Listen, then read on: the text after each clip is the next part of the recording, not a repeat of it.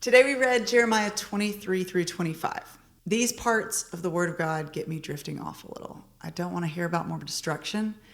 For one, it feels like it doesn't apply to me. And second, I don't want to think about God as just or a punisher.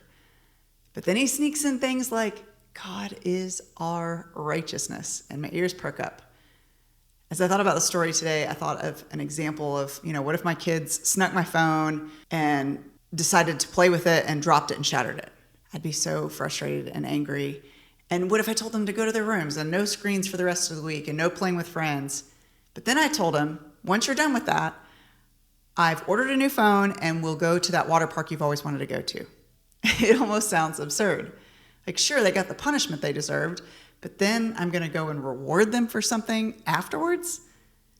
These people are about to be exiled as slaves, but they've also been given a future hope to look forward to if they're actually listening. Would you join me in responding in worship with Before the Throne? Before the throne of God above, I have a strong, perfect plea, a great high priest whose name is love, whoever lives and pleads for me. My name is graven on his hands. My name is written on his heart. I know that while in hell he stands, no tongue can bid me thence depart. No tongue can bid me thence depart.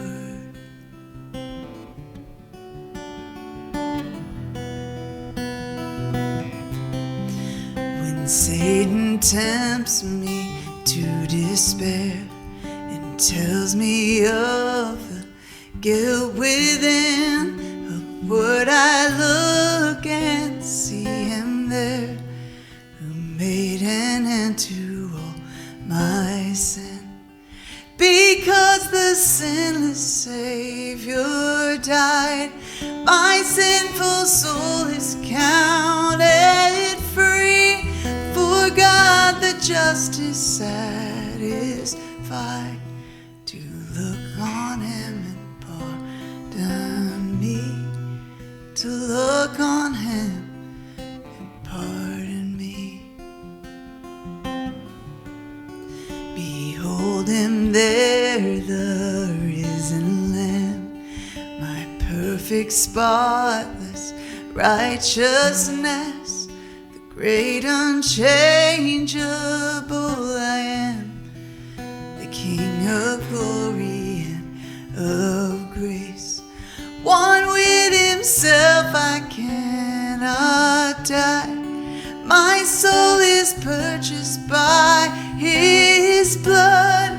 My life is hid with Christ on high, with Christ my Savior and my God, with Christ my Savior and my God. Behold him there, the risen Lamb, my perfect, spotless righteousness. He sent his Son to be righteousness for us, not because we deserve it, but because he loves us.